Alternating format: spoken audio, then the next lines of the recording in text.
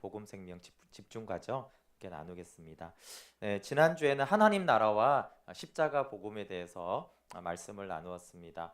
예수님은 누가복음 4장 43절에서 내가 온 것은 내가 보내심을 받은 것은 하나님 나라의 복음을 전하려고 왔다라고 했습니다. 그러니까 하나님 나라를 누리게 하는 복음을 선포하러 오신 거죠. 그래서 예수님이 하나님의 나라를 가져왔기 때문에 하나님 나라가 가까웠으니 회개하고 복음을 믿으라 이렇게 말씀하셨습니다. 그래서 이 하나님 나라가 여러 가지로 성경에 나옵니다. 그 문자적인 뜻은 하나님의 나라니까 하나님이 왕인 나라를 말합니다. 하나님이 통치하는 나라. 그러니까 하나님이 통치하는 나라가 사실 이사야에서도 상징적으로 나오잖아요, 그렇죠? 사자와 어린 양이 뛰노는 그 나라, 그 하나님의 나라가 임하는 것인데, 그것이 이제 예수님이 오셔서 설명을 이렇게 비유로 하실 때는 잔치와 상속으로 비유를 하셨다고 하였고, 대표적으로 탕자의 비유가 하나님 나라가 어떤지, 어떻게 그 나라에 들어가는지도 나오고, 그 아버지께 돌아갔을 때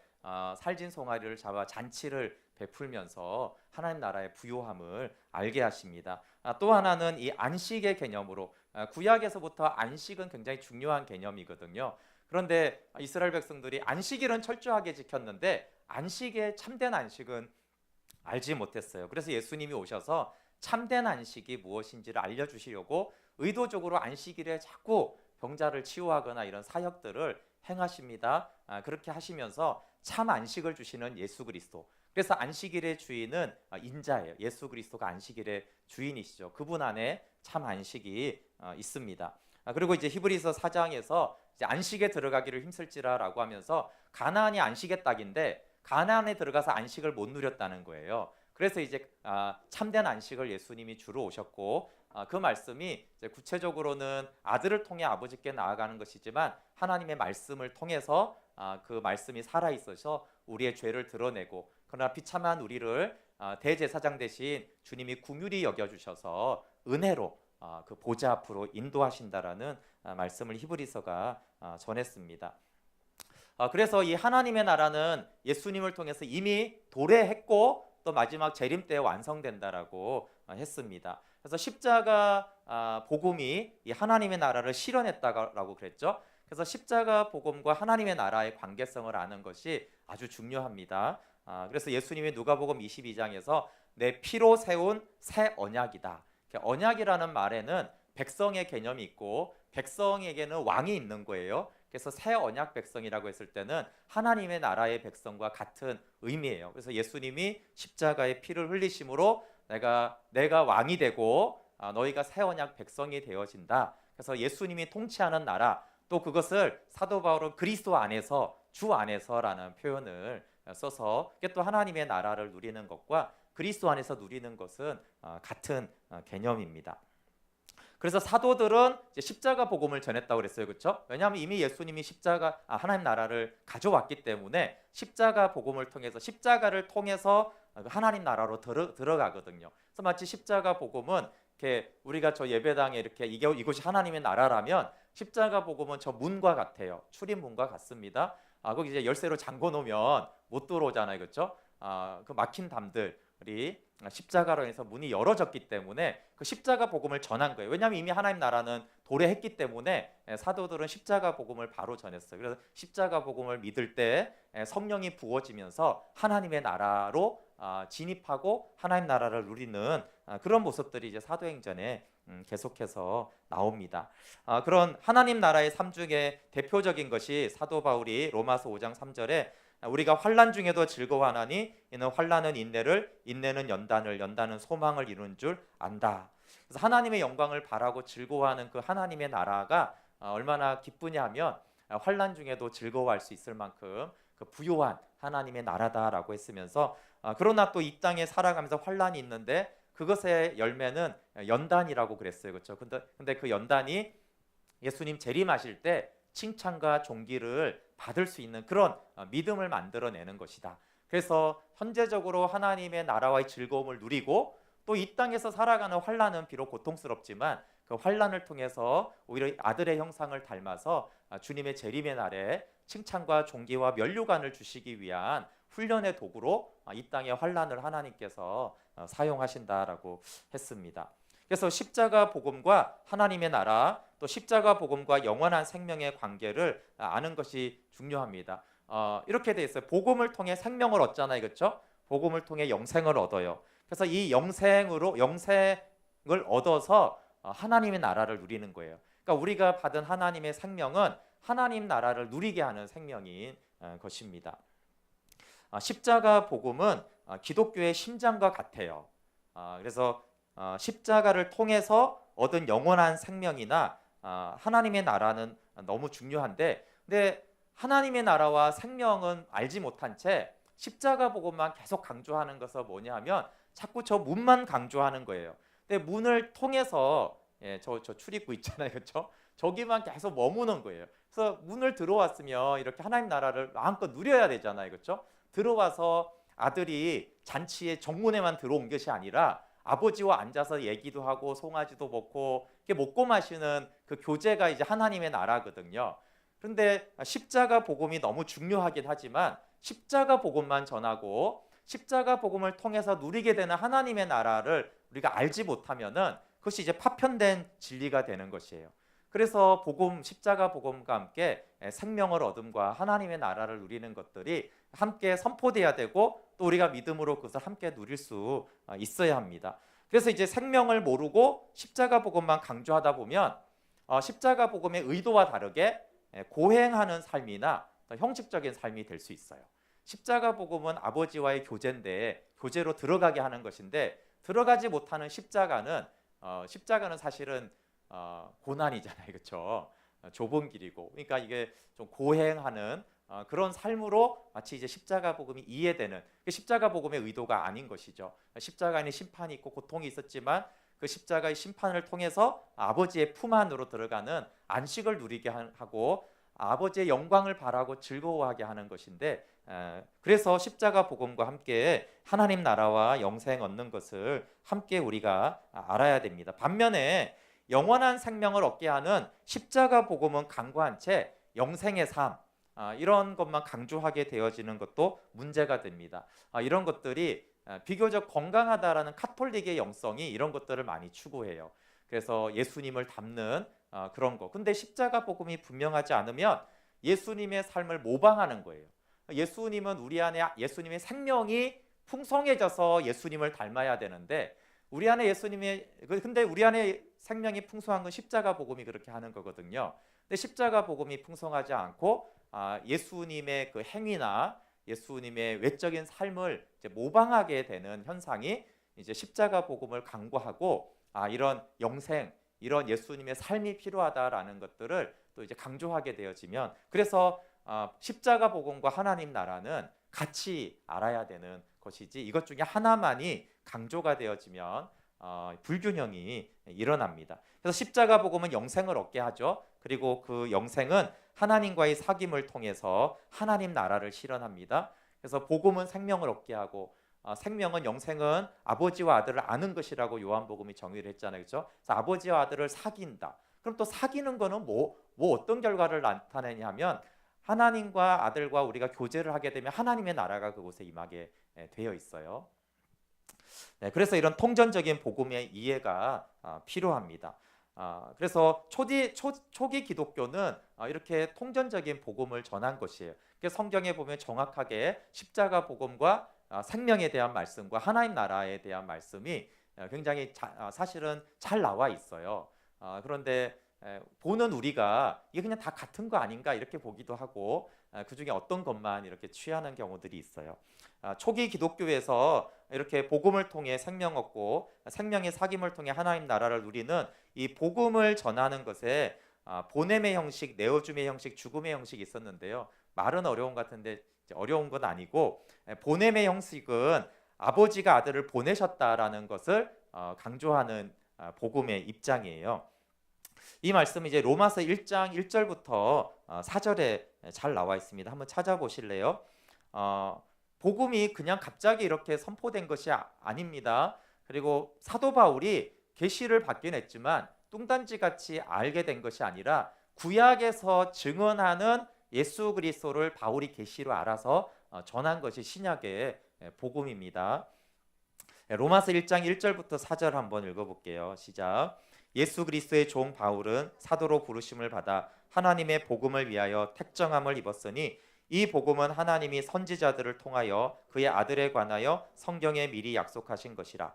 그의 아들에 관하여 말하면 육신으로는 다윗의 혈통에서 나셨고 성결의 영으로는 죽은 자들 가운데서 부활하사 능력으로 하나님의 아들로 선포되셨으니 곧 우리 주 예수 그리스도시니라. 네, 바울이 이제 로마서를 딱 시작할 때 로마서가 이제 복음을 잘 전한 말씀인데 이 서문에 사실은 복음이 무엇인지를 알려주면서 예루살렘 교회에서 사도들이 다 함께 고백하는 이 원초적인 복음을 소개하는 것이에요. 예수님이 복음인데 그 복음이신 예수님은 창세전부터 아버지와 사귐 안에 있었어요. 그런데 이 복음을 선지자들이 하나님의 아들에 관하여 구약 성경에 미리 약속하신 것이에요. 그렇죠? 그런데 이 약속의 핵심 중에 하나가 뭐냐면 육신으로는 다윗의 혈통으로 오신다는 거예요. 그러니까 다윗의 씨로 보내겠다라는 그런 말씀을 하신 것이죠. 나단 신탁이라고 합니다. 그래서 하나님이 나단 선지자를 통해서 다윗에게 씨를 통한 영원한 나라를 약속하셨어요. 다윗의 씨를 통해서 영원한 나라를 세우겠다고 했잖아요. 그렇죠? 다윗의 씨는 복음이신 예수 그리스도고 복음이신 예수 그리스도를 통해서 복음을 통해서 영원한 나라, 하나님의 나라를 세우겠다. 이 사실 신약의 내용이 복음이 아까 말한 게 다 여기 있잖아요. 그렇죠? 복음이신 예수 그리스도를 통해 영원한 하나님의 나라를 세우겠다라는 말씀을 하신 거예요. 그래서 예수님은 다윗의 씨로 메시아로 오셔서 하나님의 나라를 선포하셨습니다. 그리고 그 하나님 나라를 십자가로 세우셨습니다. 그래서 예수님은 십자가로 하나님 나라를 세우시고 부활하심으로 그 하나님의 나라의 주가 되신 거예요. 그래서 이 주는 빌립보서 2장에 부활하신 그분을 모든 이름 위에 뛰어나게 하시고 모든 이름이 예수님을 주라 시인하게 했잖아요. 그렇죠? 그래서 예수님의 십자가가 하나님의 나라를 세웠고요. 그분의 부활하심으로 그분의 주되심, 여기 로마서 1장에서 하나님의 아들로 통치자죠. 하나님의 아들이 주로 선포되셨습니다. 그리고 여기 4절에 보는 예수 그리스도라는 것은 기름 부음을 받은 자로서의 그냥 메시아가 아닙니다. 이제 메시아는 기름 부음 받은 자들은 많잖아요. 이제 왕도 기름 부음 받고 대제사장도 기름 부음을 받는데 여기서는 종말의 구원자로 세우심을 받은 자, 그 메시아, 유일한 메시아를 말합니다. 그래서 이 기독론적인 복음과 구원론적인 복음이 있어요. 어려운 말은 아니고 기독론적인 복음은 그냥 예수님이 복음이라는 거예요. 예수님이 복음이. 그래서 로마서 1장 2절부터 4절에서는 이 복음은 뭐라고 말해요? 우리 주 예수 그리스도시니라. 그걸 기독론이라고 합니다. 예수님에 대한 것을 기독론이라고 그래요. 그래서 예수님 자체가 복음이다. 그것이 로마서 1장에서 2절부터 4절이 말하는 거잖아요. 그리고 그 예수님은 하나님의 아들이시고 그리스도시다, 메시아다 이렇게 말하는 것인데 그것이 이제 16절, 17절로 오게 되어지면 구원론적인 복음으로 표현이 돼요. 로마서 1장 17절 한번 뒤에 읽어볼게요. 17절 시작. 복음에는 하나님의 의가 나타나서 믿음으로 믿음에 이르게 하나니 기록된 바 오직 의인은 믿음으로 말미암아 살리라 함과 같으니라. 네, 그러니까 제가 이제 다르게 더 정확하게 그냥 정의하면 복음은 예수 그리스도시고 하나님의 아들 예수 그리스도시고 그 예수님의 메시아적인 행위라고 그랬어요. 그렇죠? 그 메시아적인 행위는 십자가에 죽으시고 장사되고 부활한 것이 복음이에요. 근데 여기 로마서 앞부분에는 처음에는 예수님이 복음이다 이렇게 얘기하고 17절에는 복음이 뭐냐 하면 하나님의 의가 나타나는 것이 복음이다 이렇게 말하는 거예요. 같은 거예요. 예수님이 십자가에 죽으시고 장사되고 부활함으로 예수님의 의가 나타났거든요. 그래서 복음이 선포되는 곳에는 하나님의 의가 나타납니다. 그래서 복음이 가져온 구원의 능력은 하나님의 의가 믿는 자에게 임하는 것이에요. 그래서 하나님의 의는 법적인 개념으로 하나님의 진노에서 건져주신다라는 뜻이 있고 그보다 더 중요한 것은 하나님과의 올바른 관계의 회복을 말합니다. 그것이 하나님이 우리에게 주신 의예요. 하나님이 우리에게 주신 의는 우리를 의롭게 하셨고 하나님과 올바른 관계를 맺게 하셨어요. 그것이 복음이 우리에게 준 의입니다. 그래서 하나님의 의가 계시된다라는 것은 아들을 통해 죄를 용서하시고 하나님과 올바른 관계를 맺게 하십니다. 그러면 하나님과 올바른 관계를 맺은 자는 하나님이 우리를 돌보신다라는 것을 알게 되죠. 그래서 죄와 죽음의 권세에서 보호하시고 또 그걸 이길 힘을 주신다라는 것을 알게 됩니다. 그래서 하나님의 의를 얻은 자는 하나님과의 올바른 관계를 유지하는 믿음의 삶을 살게 되죠. 그것을 믿음으로 살리라 이렇게 말한 것이에요. 하나님의 의가 나타나서 하나님의 의를 우리가 받았죠. 그래서 우리는 하나님의 자녀로 법적으로 의롭게 될 뿐만 아니라 하나님과 올바른 관계를 얻게 되어져요. 그러면 이 관계를 얻게 되고 하나님이 돌보심을 아는 백성은 믿음으로 살게 되죠. 그 믿음으로 산다라는 것은 하나님과 올바른 관계 안에서 끝까지 세상 끝날까지 살아가는 그 삶을 말합니다. 그래서 여기에서도 하나님의 의로 얻은 구원이 이미 시작되었으나 종말에 완성된다라는 말씀이 나오는 거예요. 하나님의 의는 우리가 믿는 자에게 이미 받은 의잖아요, 그렇죠? 그러나 이 믿음으로 계속 삶을 통해서 재림의 날에 하나님이 그 하나님의 의의 믿음을 완성시켜 주십니다. 그래서 의롭게 된 구원의 사건은 일회용이 아니라 재림 때까지 지속이 되는 거예요. 복음에 나타난 하나님의 의가 오직 믿음으로 사는 그 믿음을 통해서 계속적으로 지속이 되는 것을 말합니다. 그래서 우리가 얻은 구원은 로마서 8장 23절에 성령의 처음 익은 열매다. 또 에베소서 1장 13절에는 약속의 성령으로 인침을 받은 것이다. 그러니까 구원받은 사람은 처음 익은 열매라는 그것이 처음 얻은 하나님의 의고, 그렇죠? 그러나 계속 성령 안에서 살아가는 그 삶을 통해서 재림의 날에 추수의 열매가 이제 맺혀지겠죠. 우리의 믿음이 그렇게 처음 익은 열매에서 시작해서 자라갑니다. 그래서 하나님의 의를 얻어 하나님과 올바른 관계에 진입한 자는 그 관계 안에 머무는 것이 이제 중요하게 되어집니다. 그것을 이제 장차 완성될 구원의 날, 재림의 날에 거룩하고 책망할 것이 없는 자로 서라라든가 항상 두렵고 떨림으로 너희 구원을 이루라는 말씀은 의롭게 된 그 상태를 계속 머무는 것을 말씀하고 있습니다. 두 번째는 이제 내어줌의 형식으로서의 복음인데요. 복음은 로마서 4장 25절에 있어요. 우리 좀 뒤로 4장 25절 한번 읽어볼게요. 4장 25절 읽겠습니다. 시작. 예수는 우리가 범죄한 것 때문에 내줌이 되고 또한 우리를 의롭다 하시기 위하여 살아나셨느니라. 네, 여기 내줌이 되고 예수님의 내어줌에 대한 것이 이제 내어줌의 형식으로서의 복음이라는 거예요.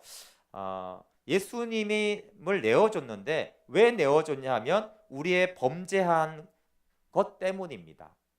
이게 너무 당연한 것 같지만 이게 중요합니다. 우리가 범죄한 것 때문에 하나님이 아들을 내어줬다라는 것이 아주 중요한 복음의 메시지예요. 이 내어주다라는 파라디도미가 예수 그리스도의 순환 사건에 굉장히 반복되어 나오는 단어거든요. 내어주고 이렇게 나와요. 마태복음 26장 2절에 보면 너희가 아는 바와 같이 이틀이 지나면 유월절이라 인자가 십자가에 못 박히기 위하여 팔리리라. 이 팔리리라가 원어로는 파라디돔이에요. 그래서 똑같이 인자가 못 박히기 위해서 내어주리라 이렇게 했어요. 그런데 예수를 내어주는 것은 역사적으로는 가룟 유다고 대제사장들과 장로들이고 빌라도이거든요. 그런데 지금 바울이 로마서에서 뭐라고 말을 하냐면 하나님이 우리의 범죄함으로 인하여 예수 그리스도를 내어주셨다 이렇게 말하는 거예요. 그것을 이제 파라디돔이라고 하는데 가룟 유다나 대제사장이나 빌라도와 군병이 아니라 하나님이 우리의 죄를 대속하기 위해 그를 죽이셨다라는 고백이 신앙 고백이 복음이 되게 합니다. 예수님의 죽음이 복음이 되는 사건은 하나님이 나의 죄를 위해서 죽으셨다라는 것이 복음이 돼요. 그 빌라도가 죽였지? 그건 복음이 되지 않죠.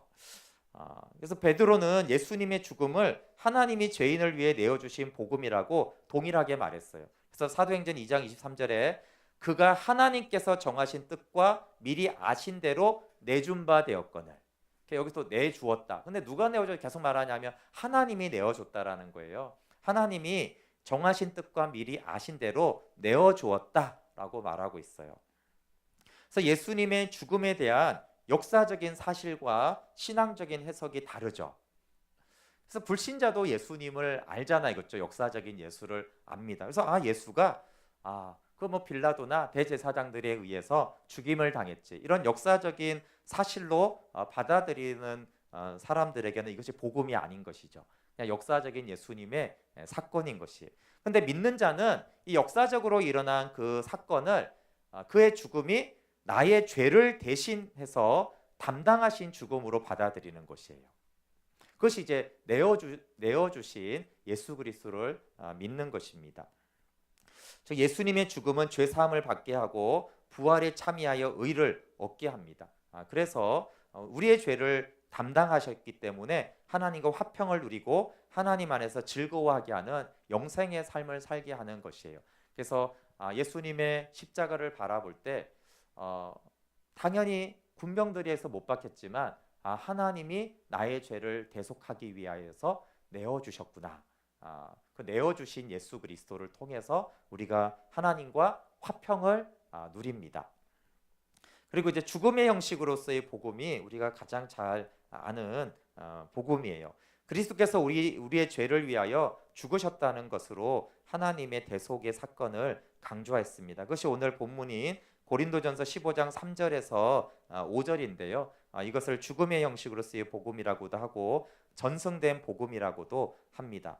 바울이 복음을 정말 잘 전했죠. 근데 바울이 스스로 복음을 생성하지 않았어요. 먼저는 구약에서 성경에 증거한 복음을 전했고 동일하게 구약에서 증거한 복음을 사도들이 전했거든요. 그래서 그 복음을 바울이 전하는 것이에요. 그것을 3절에 보시면 이렇게 돼 있어요. 바울이 내가 받은 것을 전한다라고 돼 있어요. 그러니까 받은 것을 전하죠. 그러니까 누구한테 받았겠어요? 예수님한테도 받았겠지만 그럼 뒤에 보시면 예수님만이 아니고요. 사도들이 전한 복음도 바울이 받아들였어요. 그래서 이것을 사도들의 전승된 공통된 복음이라고 하는데요. 11절에 보면 그 표현이 더 있어요. 11절에 한번 보세요. 그러므로 나나 그들이나 이같이 전파하며 너희도 이같이 믿었느니라. 그러니까 나는 바울이고 그들은 다른 사도들을 말해요. 그러니까 나나 다른 사도들이나 이렇게 복음을 전파했다라는 것이에요. 그러니까 뭐 바울의 복음이 따로 있고 뭐 베드로의 복음이 있고 따로 있는 것이 아니에요. 바울이 복음을 전할 때 물론 그가 깨달은 만난 하나님이 분명히 있고 그가 계시를 받았다라고 했지만 그러나 독단적인 것이 아니라 그들이 전한 복음과 내가 전한 복음이 이렇게 동일하다. 그렇게 이제 말하고 있어요. 내가 받은 것이라고 했을 때는 꼭 하나님께로만 받은 것을 의미하지 않고 그것은 사도들이 전한 복음을 바울이 듣고 동일한 복음을 전하는구나라고 해서 전하는 것을 그래서 전성된 복음이라고 말합니다. 여기에서는 3절과 4절, 5절을 이제 세 절인데요. 절은 4개예요, 4개.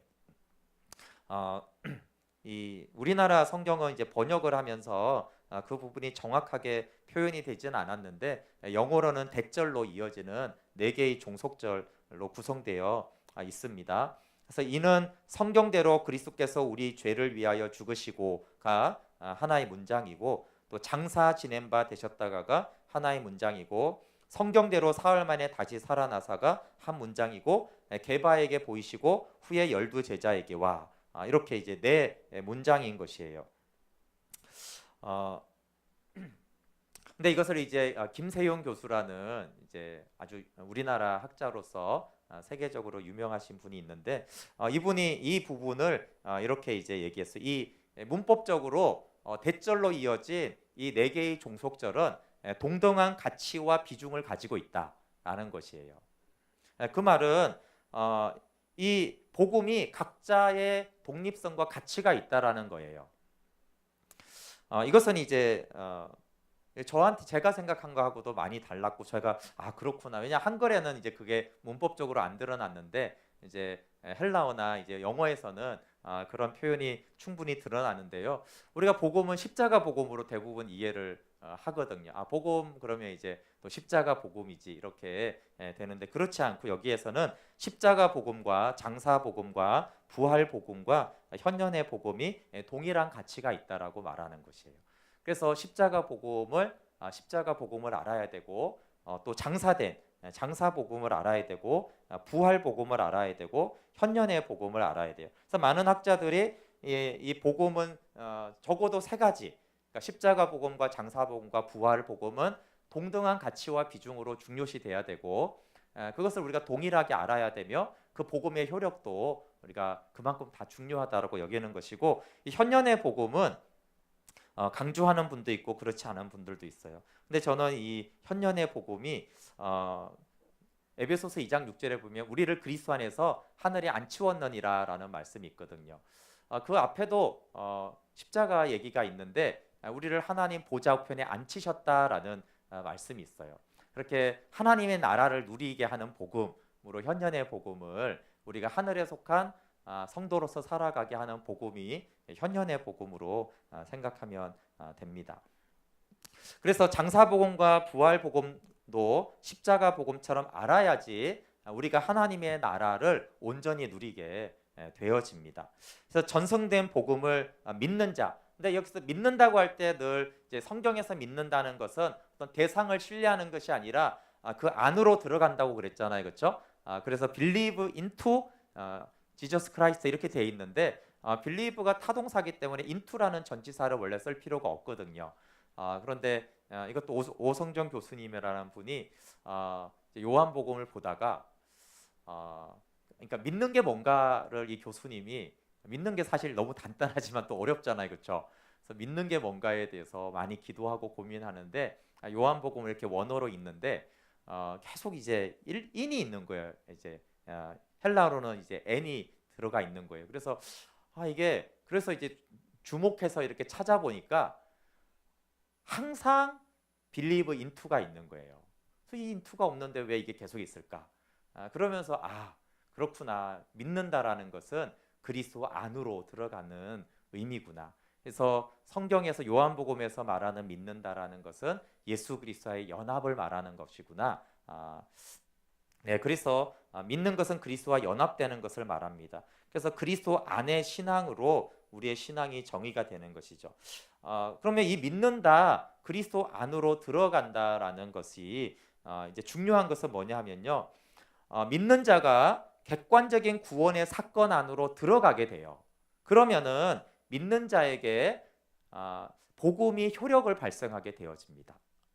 그래서 연합을 이제 뭐라고 말할 수 있냐면 믿는 것이 연합인데 그 연합은 효력을 발생하는 상태예요. 그래서 예수님은 십자가에서 못 박히고 장사되고 부활하셨잖아요, 그렇죠? 그분은 객관적인 구원의 사건을 이미 이루셨어요. 그런데 내가 예수님을 믿을 때 내가 그 주님 안으로 들어가서 그 복음에 함께 참여하게 되는 것이에요. 그러면 이제 연합이 될 때 그 사건이 나의 사건이 되는 것이죠. 그래서 나에게 주님의 죽음이 나에게 효력을 발휘하고 주님의 무덤이 나에게 효력을 발휘하고 그분의 부활이 나에게 효력을 발휘하는 상태를 연합이라고 그래요. 그래서 이제 그리스도와 함께 우리가 연합이 되었는데 그 연합의 복음으로 우리가 나아가는 것은 십자가의 복음과 부활의 복음이 우리의 삶의 효력을, 영향력을 나타내는 것이 이제 연합된 상태입니다. 그래서 온전히 연합되면 온전히 우리 안에 그리스도가 부활과 죽음과 무덤이 온전히 드러나게 되어집니다. 그래서 구원은 객관적으로 일어난 그리스도의 구원 사건에 우리가 개개인으로 연합되어 효력이 발생할 때 일어나는 것이죠.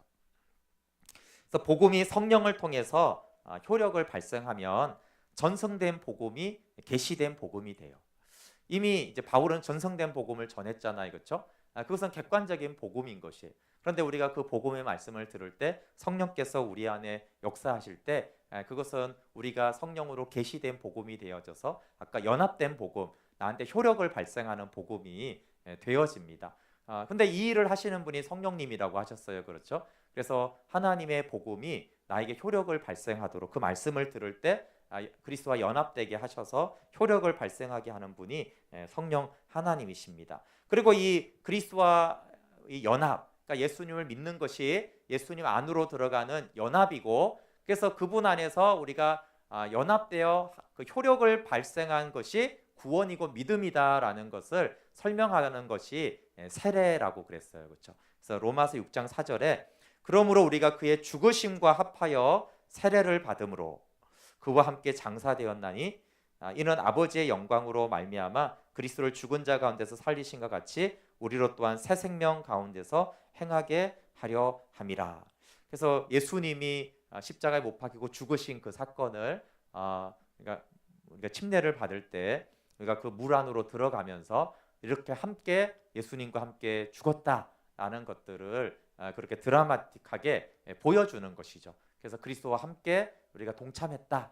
그래서 우리가 그 세례 받는 것은 효력을 발생한 연합의 상태를 믿음으로 고백하는 것이에요. 그래서 연합이 되었기 때문에 이제 내가 죽고 그리스도가 내 안에 사십니다. 그래서 나는 그리스도와 함께 죽었고 내 안에 그리스도가 사십니다라는 것이 이제 세례의 믿음의 고백이고, 하나님이 그 내적인 영적인 그런 연합과 동참한 것에 대해서 그렇게 세례식을 통하여서 너희가 이렇게 나와 함께 연합되어 함께 장사되고 함께 일으킴을 받았다라는 것들을 표현할 수 있게 외적으로 이렇게 표현을 하게 하셨습니다.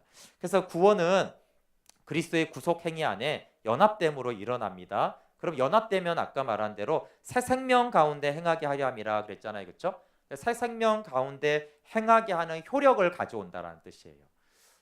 우리가 그렇게 사는 것이 아니라 우리가 예수님과 연합될 때 그 새 생명으로 살게 하는 효력이 연합을 통해서 우리 가운데 발생이 되어집니다. 그래서 예수님의 죽으심과 장사됨과 부활에 연합된 자는 하나님 안에 거하는 영생을 누리고 그래서 하나님 나라 백성으로 살아가는 삶이 되어집니다. 네, 오늘 좀 많은 내용을 다뤘는데요. 복음이 무엇인가? 예수 그리스도시고 그 예수님이 의를 주셨죠. 하나님의 의가 선포되었잖아요. 그렇죠? 그 의가 우리에게 나타났습니다. 또 하나님이 아들을 내어 주셨어요. 우리의 죄를 담당하시기 위해서, 그리고 하나님과 화목하게 하기 위해서 아들을 내어 주셨고, 바울이 이 전성된 복음을 전했는데 다음에 이제 이걸 하나하나 이렇게 다룰 거거든요. 근데 십자가에 못 박히고 장사되고 부활한 것에 우리가 믿을 때 성령께서 우리가 연합되게 하셔서 그 효력을 우리에게 발생하게 하십니다. 그래서 전성된 복음에 연합될 때 우리가 복음을 통해서 하나님의 생명을 누리게 됩니다. 그러니까 복음을 듣는 것이 중요하고 성령을 의지해서 기도하는 게 중요하죠. 네, 그래서 말씀을 듣고 우리는 기도합니다. 네, 복음이 선포될 때 하나님의 의가 나타나고, 그러나 그것을 우리가 성령 안에서 들을 때 연합이 일어나요. 그렇죠? 그러니까 우리가 믿는다라는 게 지적인 동의가 아니기 때문에 우리가 믿는다라는 것이 그래 그 이론을 나는 믿어. 이런 거면 우리의 힘으로 믿을 수 있는 거예요. 그런데 이 믿는다는 것이 그리스도의 사건에 우리가 참여하고 들어가는 것이기 때문에 그것이 이제 성령님에 의해서 우리가 그리스도 안에 들어가게 되어지고, 그러면 성령께서 내가 예수님과 함께 진짜 못 박혔네. 그것들을 알게 되어질 때 우리 안에 실제적인 효력이 나타나죠.